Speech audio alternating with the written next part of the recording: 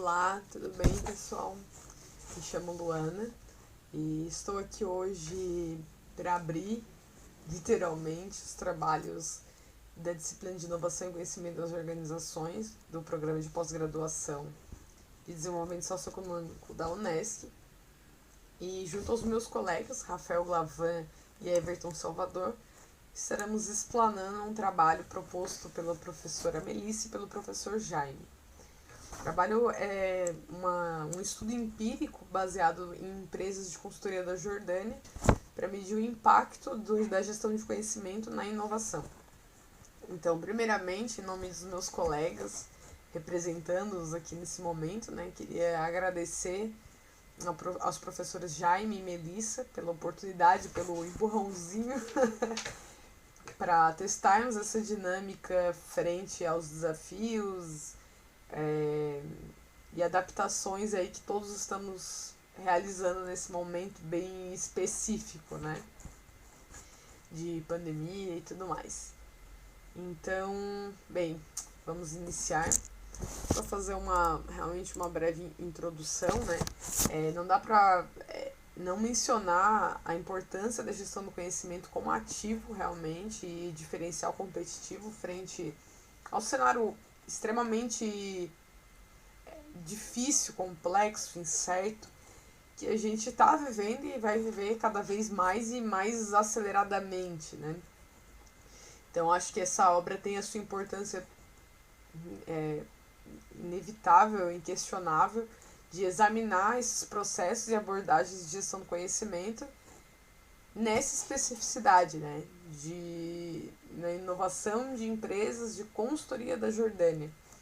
E acho que vale a pena mencionar a importância disso, porque é o primeiro estudo realizado, voltado especificamente para empresas de consultoria da Jordânia. E aí tem 3 pontos legais de trazer para vocês. O primeiro deles, o fato de ser numa empresa voltada para a entrega para a indústria intangível, que a gente chama, que são os serviços, prestação de serviços, que está aumentando consideravelmente e cada vez mais e mais rápido. O fato de ser na Jordânia e não em países que a gente normalmente vê esse tipo de pesquisa saindo, como Estados Unidos, Austrália, Canadá, China, Índia. Então é uma região bem específica também. E o fato de ser para empresas de consultoria, porque já teve estudos lá, mas voltados para serviços e inovação no setor bancário. Então, para empresas de consultoria, realmente foi algo inédito, na ocasião da pesquisa. E eu acho que nenhum cenário, como os autores mencionaram, nenhum cenário é mais adequado para medir esses impactos do que empresas de consultoria. Afinal de contas, os ativos principais da entrega desse produto, da entrega desse serviço, é o conhecimento, o domínio do conhecimento, não só de adquirir conhecimento, mas de saber gerir ele para gerar insights e também para compartilhar isso da forma adequada, no momento adequado para esses contratantes, Então, aqui, traduzindo meio que de forma adaptada para vocês, os autores mencionam, que essas empresas elas dependem muito do conhecimento para gerar os bons resultados, pelos quais elas são contratadas, afinal de contas.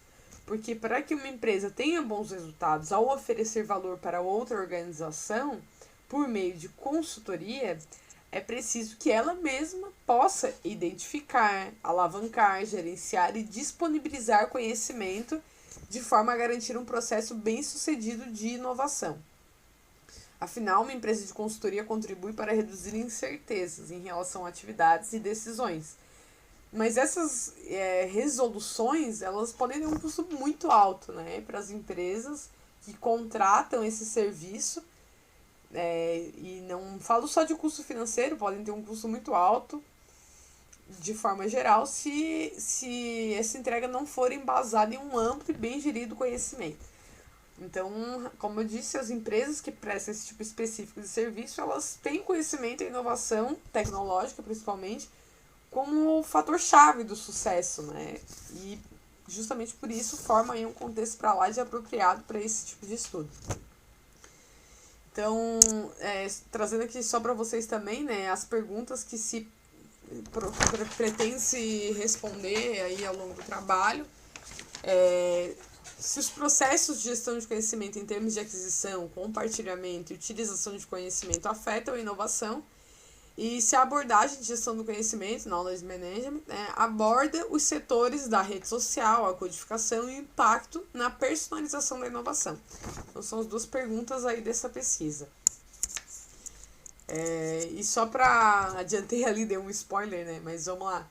Só para deixar claro aqui, a pesquisa vai ter, então, a literatura relevante para o estudo e estudos anteriores associados, que vai ser apresentado aí daqui a pouquinho pelo meu colega, Rafael Glavan.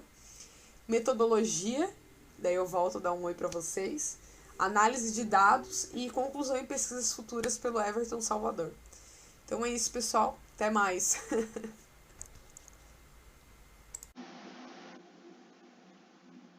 Chegando então à revisão da literatura, nós devemos estabelecer aqui uma pequena distinção entre Knowledge Management, que é o termo em inglês, KM, e Gestão do Conhecimento, GC, que nós popularizaremos aqui na nossa apresentação.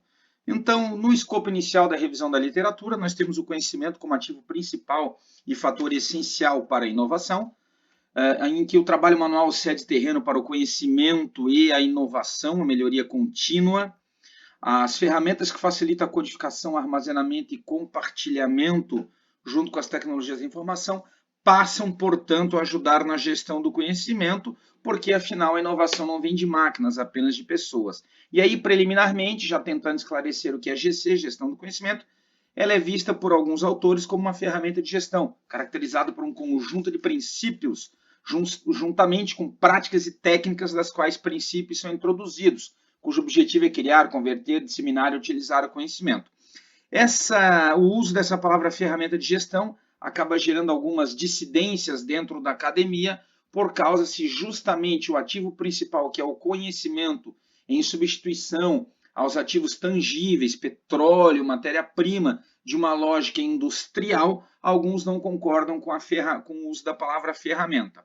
Bom, os autores Glut e Terziovsky citam que também pode ser entendido como um termo abrangente para uma ampla variedade de funções interdependentes, interligadas que visam criar, avaliar, mapear, armazenar e distribuir conhecimento. Aqui o armazenamento e a distribuição, ainda no original dos autores, é entendido também como, por exemplo, aquelas organizações que fabricam, colocam seus produtos para vender em supermercados, no caso das alimentícias, só que parte do conhecimento, a experiência de consumo, a relação com a embalagem, a relação com a marca, o que gosta e o não gosta, o cliente acaba ficando no ponto de venda, não no fabricante, não no detentor da marca. Aí esse conhecimento tem que ser armazenado lá no ponto de venda, com a presença no caso de supermercadistas no Brasil ali, repositores, propagandistas da marca, e aí ele tem que ser transportado até a organização em si, para que entendam-se as mudanças no consumidor. Davenport, que é um dos primeiros autores, aí, já no final dos anos 70, começo dos anos 80, no seu doutoramento, a estudar o ativo intangível, o capital humano, como fez Prusa, Kisweib e outros, já vai dizer que a gestão do conhecimento não está preocupada apenas com dados, processos ou exploração de ativos, mas sim também com a manipulação e o controle do que conta como conhecimento, chegando a uma questão de planejamento e execução, o foco no resultado. Não basta criar, coletar e disseminar conhecimentos internos na organização, porque é um processo longo se isso não traz resultado prático. Glut e Terziovsky colocam a formalização e o acesso à experiência, conhecimento e expertise como características da aquisição do conhecimento, incentivar a inovação e o aumento do valor para o cliente. Então, só vale a pena adquirir um conhecimento, só vale a pena a sua aquisição se isso lá na ponta vai resultar em algo melhor para o cliente. Como o assunto está muito em voga, como o assunto está em crescente na academia, é necessário, já que não há uma amálgama, já que não há uma padronização desses conteúdos na literatura, especificamente também no mundo árabe, nas empresas jordanianas. E aí é separado 3 grandes etapas: a aquisição, o compartilhamento e a utilização do conhecimento. Entrando na aquisição, é identificado como a captura de insight, ideias, seja no relacionamento e na habilidade, para que esses conhecimentos sejam adquiridos no mapeamento de informações. Uma das propostas é que as tarefas sejam divididas em subtarefas gerenciáveis. Aquele que vai até o cliente ou que liga para o cliente, coloca dentro de um sistema, esse sistema juntamente com outras fontes fazem comparações, analogias, de maneira que o volume de informações cresça. Isso tanto acontece nas redes externas da organização, seja antes fornecedores ou posteriores, prestadores de serviços, quem faz assistência técnica, manutenção, montagem, garantia, pós-venda, relacionamento, né? E também internamente nos processos. Dentro do processo de compartilhamento, na segunda etapa, a primeira foi a aquisição, uma das formas é divulgar e disponibilizar o que já é conhecido. Um exemplo talvez seja as universidades corporativas, identificar quem está usando e quem precisa desse conhecimento, né? Sendo necessário sempre interligar várias fontes para que novamente volte a melhoria do desempenho e as tarefas com sucesso e, como aquilo que nós vimos na aquisição, valor para o cliente final. A consultoria, pelas suas experiências pregressas fora da organização cliente, seus acertos e erros em concorrentes, em outros mercados, são uma importante fonte externa de conhecimento. Ainda no compartilhamento do conhecimento, é importante que as partes entendam e compreendam certos eventos e construam significado em conjunto. Não basta apenas uma fonte de aquisição e uma fonte de compartilhamento. Você precisa de múltiplas fontes de aquisição e múltiplas de compartilhamento. Não é apenas um processo de transformação do conhecimento de uma pessoa para outra, não é passar e repassar, colocar de um lado para o outro, Ctrl+C, Ctrl+V, tem que ter significado. Os fatores que atrapalham, ou que atrapalham não, que na verdade que influenciam o compartilhamento do conhecimento é a oportunidade, se tem a oportunidade, os meios, a tecnologia para isso. O segundo é a motivação, por que aquela pessoa resolve compartilhar o seu conhecimento?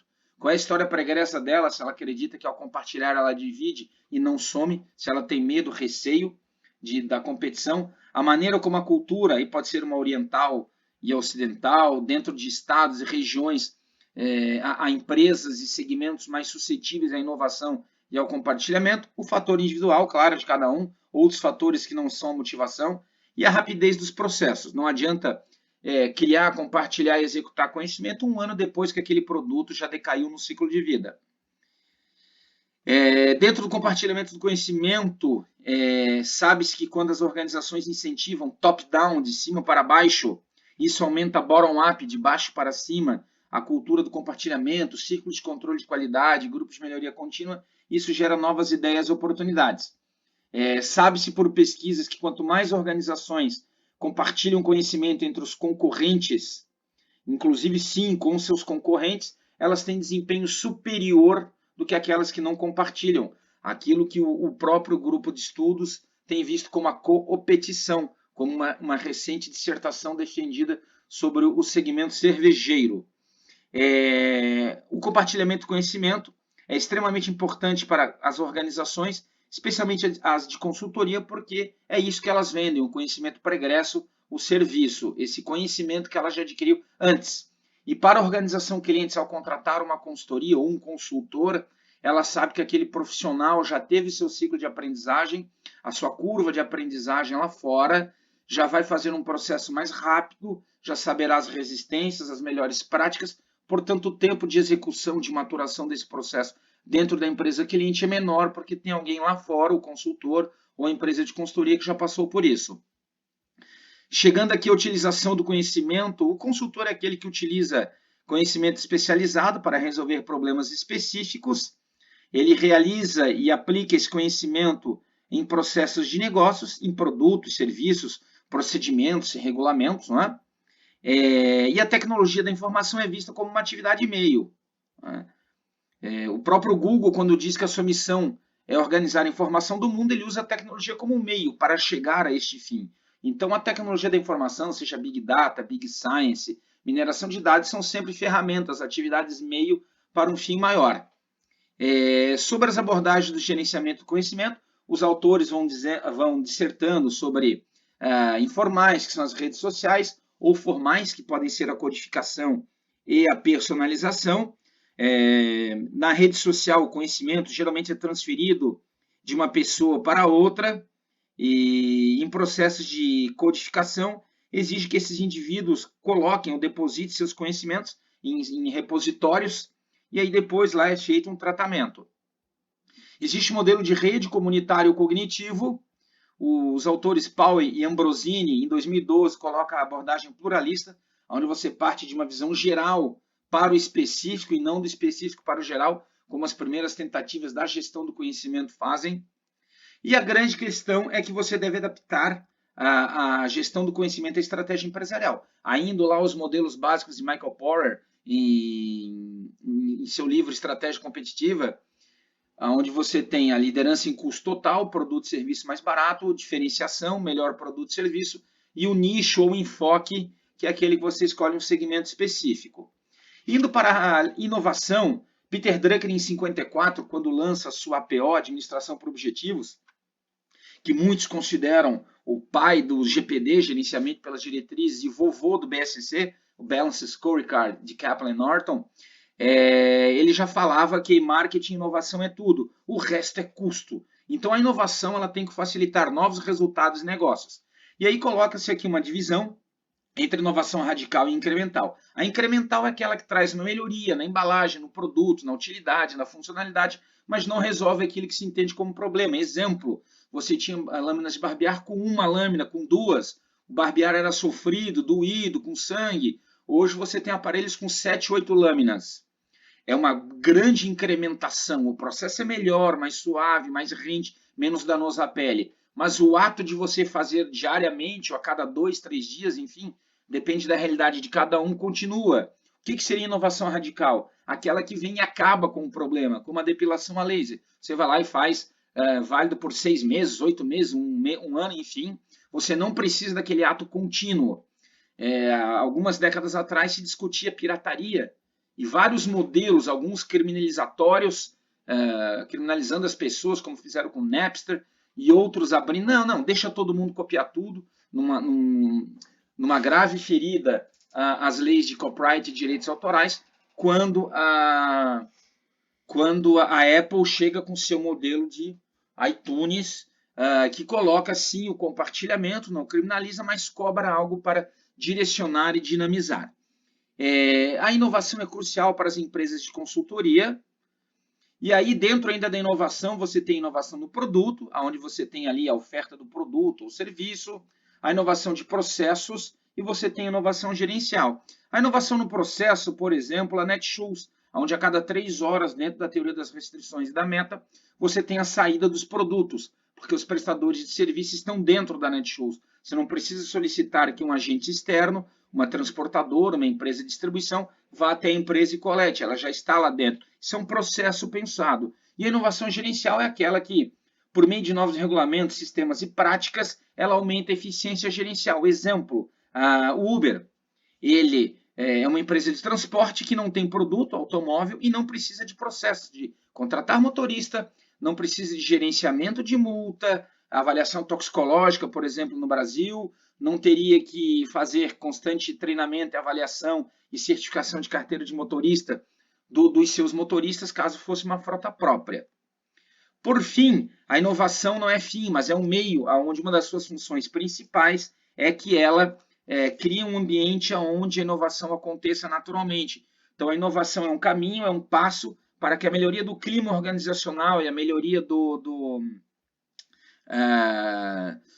ambiente corporativo que traga inovação e a melhoria dos processos aos clientes. E aí nós temos as organizações baseadas em conhecimento intensivo, as KIBs, que atuam como transportadoras, fontes e facilitadoras de inovação. E as empresas de consultoria ou os profissionais de consultoria combinam o conhecimento novo e antigo e as suas entradas e saídas com um alto grau de conhecimento implícito, aquilo que ele viveu, os erros e os acertos. Logo, eles não apoiam a inovação apenas dos seus clientes, mas também as suas próprias atividades dentro das suas empresas. E os autores, ao longo do texto, colocam que existe uma relação provada, forte, entre inovação organizacional e transferência de conhecimento. Quanto mais transfere conhecimento, esse processo múltiplo dentro de uma espiral acaba trazendo um aumento da inovação. É um processo que envolve diversos fatores. E é isso. Vamos agora para a metodologia. Oi, gente, voltei. Então, primeiro tenho certeza que a explanação do colega Rafael Lavan foi ótima, cheia de complementos riquíssimos, mas seguimos aqui agora para a metodologia da pesquisa. Bem, ela foi feita inicialmente com a distribuição de 266 questionários para empresas de consultoria da Jordânia e tiveram um retorno de 216 respostas, uma taxa de pouco mais de 81%, né? Pouco mais de 80%. Foram realizadas essas pesquisas, essa distribuição e coleta, né, dos questionários entre outubro e dezembro de 2012. E foram separados também em 3 grupos principais, né, na interpretação dos resultados e análise. Um de consultoria de forma geral, jurídico, TI, RH, gerencial, financeiro, enfim. Outro específico de consultorias para a área de engenharia civil, arquitetura, design de interiores, entre outros, né? E um outro específico para ocupação de cargos gerenciais, diretor técnico, por exemplo, que tem uma influência bem grande nessa parte de consultoria, né? Uma participação bastante grande. E quanto ao modelo de pesquisa, não há nada de exclusivo, né? Foi baseado em literaturas anteriores, assim como as variáveis que também são bem comuns ao assunto de Knowledge Management, né, de gestão do conhecimento, que seria processo e abordagens atuando como variáveis independentes nesse estudo e inovação atuando como uma variável dependente. Como eu disse, bastante conhecidas essas variáveis, né? Bom, então só para desdobrá-las um pouquinho, nós temos aí os processos de gestão de conhecimento que foram considerados a aquisição de conhecimento, compartilhamento de conhecimento e utilização do conhecimento.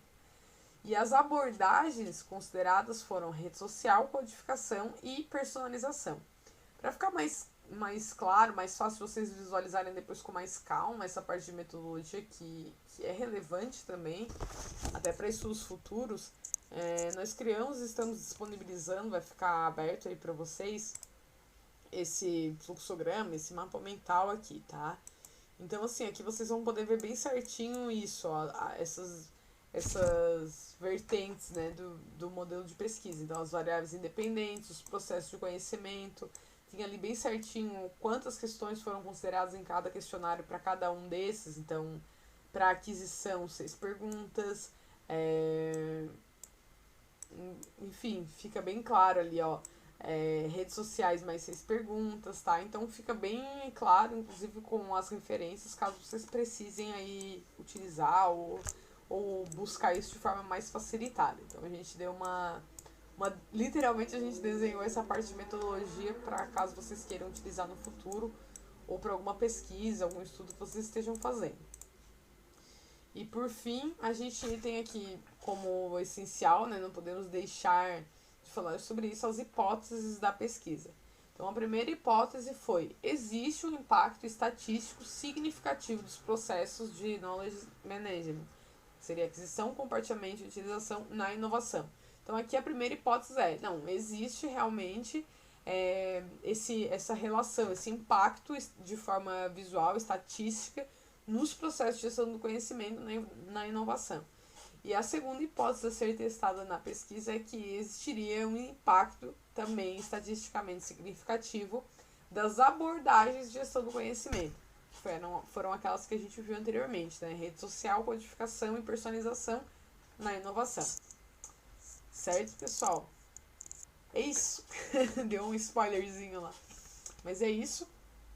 Passo agora para o colega Everton, para que ele destile aí o restante desse trabalho bem legal que a gente está expondo para vocês. Abraço, tchau, tchau. Análise de dados e resultados. O teste de confiabilidade avalia o grau de consistência entre várias medidas de uma variável E o teste de validade avalia o grau em que uma escala ou conjunto de medidas representam com precisão o construto, segundo o autor. Então, para alguns estudiosos, o valor de todos os indicadores ou escalas dimensionais deveriam estar acima do valor de 0,60. Ou seja, como todos ficaram acima desse valor, ou seja, conclui-se que os dados são confiáveis. Perfil demográfico dos entrevistados. Geralmente homens, engenheiros e consultores, diploma de bacharel, e 47% deles têm experiência acima de 15 anos. Análise descritiva. Foram utilizados questionários e a média e desvio padrão foram estimados. Utilização da escala Likert, onde 1 a 2,33 o nível é baixo, 2,34 a 3,67 o nível é moderado, e 3,68 a 5 o nível é alto. Então, aqui a gente tem os níveis dessas variáveis. Na sequência, nós temos aquisição do conhecimento com níveis moderados e altos, compartilhamento do conhecimento níveis altos, utilização do conhecimento em níveis moderados e altos, rede social, níveis moderados e baixos, codificação, níveis altos e moderados, personalização, níveis moderados e altos, inovação, níveis altos e moderados. Resultados das hipóteses e dos testes. Tem 2 testes para analisar a variável independente. O primeiro deles, o padrão é de -1 a +1, onde todos eles ficaram dentro do parâmetro, então as variáveis independentes são normais, e o segundo deles, tá, o padrão é valores inferiores a 10, sugerindo que não há problema nas variáveis independentes. Primeira hipótese, como o R ficou em 0,829, significa que as variáveis independentes e a variável independente, elas mudam na mesma direção, ou seja, existe uma correlação. O R2 significa que 68,8% da variabilidade da inovação, ela foi explicada pelos níveis, né, das variáveis do processo de gestão do conhecimento, ou seja, por conta da aquisição, compartilhamento e uso do conhecimento. O F deu 155,48, né, que significa que P é menor que 0,05, ou seja, a hipótese da alternativa ela é aceita. E o valor de B, respectivamente, 0,255, 0,281 e 0,435, né, indicando que a utilização do conhecimento é mais forte preditor para a inovação, seguido da partilha e da aquisição. Na segunda hipótese, nós temos um R de 0,885, demonstrando que existe uma correlação positiva entre a abordagem da gestão do conhecimento e a inovação nas empresas de consultoria da Jordânia. O R2 deu 78,3% da variabilidade da inovação tem sido explicada pelas variáveis das abordagens da gestão do conhecimento, ou seja, rede social, codificação e personalização. Tá? Novamente, o F ficou num valor de 254,71, significando que a hipótese alternativa ela é aceita. O valor de T, pela primeira vez, ficou negativo. Né? Isso significa o quê? Que a abordagem faz com que a inovação diminua o seu valor. A quantidade de diminuição expressa pelo coeficiente B 0,62 significa que o aumento da inovação em uma unidade está direcionado à diminuição de 0,162 da rede social. Conclusões e discussões. Né? O objetivo foi analisar o impacto dos processos e abordagem da gestão do conhecimento e inovação na inovação das indústrias, ou melhor, das empresas de consultoria da Jordânia. Então, demonstrou-se que o processo de gestão do conhecimento, eles afetam, afinal, o R2 deu 0,892, ou seja, 89,2% da inovação, ele pode ser explicado por esses 3 processos, e o que mais se destacou foi o processo de utilização. A abordagem da gestão do conhecimento, ou seja, rede social, codificação e personalização, também afetaram a inovação, ou seja, o R2 deu 0,783, ou seja, 78,3% da variação da inovação pode ser explicado por essas 3 abordagens, onde o que se destacou foi a personalização. As limitações: não se conseguiram aplicar os questionários em todas as empresas, a utilização do e-mail não se tornou eficaz, e a fraca capacidade de resposta dos entrevistados devido a questões de privacidade, e também por conta de poucos estudos nessa temática. E aqui segue a bibliografia consultada.